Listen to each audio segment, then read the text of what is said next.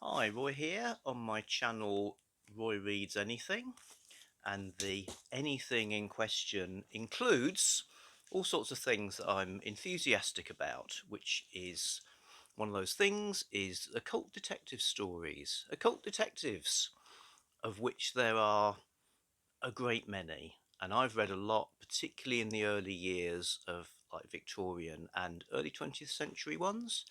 So I thought it'd be a good idea for a series to just give a little sort of profile of some of those characters, so you guys can get an idea if maybe they're stories you'd want to seek out and read more of. So the first one I'm going to talk about is a character called Flaxman Low. Flaxman Low. So let's say it's 1898 and you're reading your Pearson's magazine, an illustrated periodical, and coming after an article about post office New Year cards, and before a regular humour column called Life's Little Worries, you find a story with the header Real Ghost Stories. Real Ghost Stories. And that might be quite a draw to make you want to read the story, because in this sort of period, apparently people loved reading about seances, mediums, psychic investigations, that kind of thing. The whole idea of spiritualism, as well as other weird new sciences like photography and electricity, was something people were interested in. So, real ghost stories.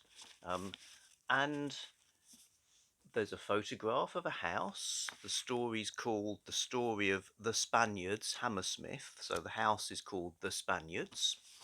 So adding to the idea of it being a true thing. Here's this place. We're going to read a real ghost story about it being investigated, I guess. But then the way the rest of the header's drawn, with this guy at a desk with a skull, looks a bit sort of a bit more melodramatic, and then you get these kind of illustrations as well, which maybe certainly look like ghost story stuff, but maybe it's going to be a ghost story more than a true account. So, but that's good. People like ghost stories also. And when you get into it, there's an introduction about Flaxman Low being this famous scientist in the science of psychology, and gathered out of a large number of supernatural experiences which Mr. Flaxman Low, under the thin disguise of which name many are sure to recognise one of the leading scientists of the day. So we got this sort of scientist character, and as you read the story, it's clear although he's like a scientist and a kind of almost like a doctor, I suppose, he operates like a detective. Offices in London, helps people, takes cases, investigates mysteries like the one in The Spaniards in Hammersmith. So again, 1898, maybe you were someone who used to like the Sherlock Holmes stories in the Strand, another illustrated magazine. But Sherlock Holmes killed off 5 years ago. So you could be pretty pleased you were going to get served up with another detective with the gimmick of doing supernatural investigations, as well as rather than just earthbound ones. So that's the sort of territory we're talking about. In fact, Flaxman Low, dressing gown botherer, ardent pipe smoker, or cigarettes. He infills time between pipes by smoking cigarettes. This sort of leading expert on everything, called in when the police can't solve the problems. You get the picture. It's kind of very Holmes-like. So Flaxman Low, occult detective. It's how it all comes together. And what I'm going to do for each of these characters is give them sort of points for the things that occult detectives have, starting with a cool name.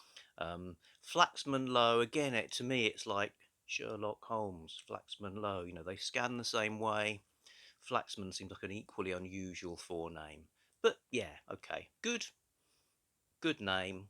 What's the speciality? Well, he's seems to be all about investigating some kind of haunted property. So all the stories um, have that kind of place that they're based in, with the photograph.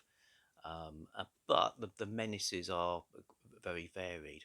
Sorry, should have said earlier who wrote them. Who wrote them? Well, they're credited to E and H Heron, who was actually Kate and Hesketh Pritchard, a mother and son writing duo. Wow, that's a rarity. It is a bit, yeah. Wasn't expecting that. Apparently Hesketh was the ideas man, Right. international adventurer, cricketer, thought to be the basis for the character Raffles. Oh, crikey.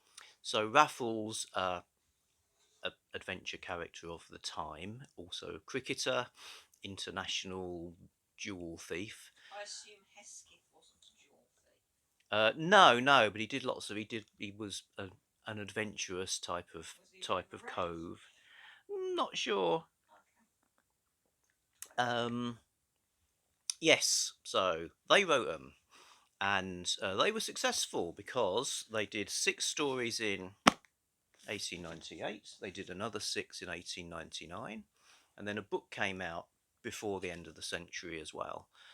They dropped the real ghosts story thing for the book. It was then just called Ghosts, something like Being the Experiences of Flaxman Low.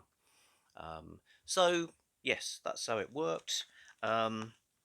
Where do his powers and knowledge come from? Because that's something each of the occult detectives that can vary. Some of them have their own like psychic powers. Some of them it's more about deduction. So I think apart from some bit of unusual level of sensitivity, he's kind of a regular guy. But his knowledge, this psychology, always given a capital P, is his sort of technique. But he's also an expert on Egyptian, so ancient Egypt. Studies of ancient Egypt is where all this strange knowledge comes from. Um, so also they're saying in the stories, it's like he's like, because he's ahead of the game with seeing the real natural laws that cause ghosts and occult phenomena. It's really just science that he knows about, and some of this is coming from ancient Egypt when they had all these amazing technologies that we've lost, and he's in the process of recovering. So that's where the info comes from. Are the stories any good? Probably worth pointing out. Um, Again, I'd give them a sort of good 6 or 7 out of 10. What's good about them is the menaces, the apparitions are described in a very creepy way. Kind of M.R. James level of like unexpected descriptions of the things that was like, oh God, what? Give you that sort of frisson. Um, Negatives, I suppose, that they are pretty formulaic. The same sorts of things happen. Usually ends up with the property being demolished as the ultimate solution. So I'm not sure if I engaged a private detective. I'm not sure if having to knock my house down would be the ideal outcome. A little bit formulaic, not much character development beyond the dressing gowns and the pipe, and he's like athletic and knows everything, but you don't kind of, at least with Sherlock Holmes, you want to know more about him, even though he always remains somewhat elusive. So the human element isn't really there. But they're pretty good, pretty good. Where do you find them? Well, you probably, if you get any kind of anthology of occult detective short stories like this one, The Ghost Slayers, in the Tales of the Weird series. That came out just a couple of years ago, edited by Mike Ashley. There's a Flaxman Low story in that. In fact, all of I can think of 4 in print at the moment anthologies of occult detectives. They've all got a Flaxman Low in there. So you'll probably find he'll find you. He's a detective after all. But if you want them all, the British Library publish beautiful books like this.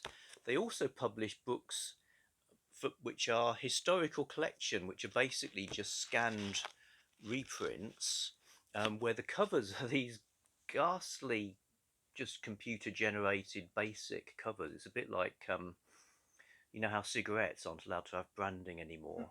if they suppress books to stop the unwary being lured into the world of books, they'll say, yeah, you can't have any pictures. They just look like this.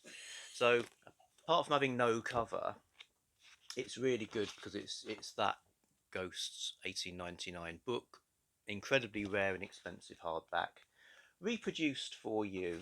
The text is reproduced fine, the pictures less so, but in a way that just makes them look a bit more ghostly and sinister.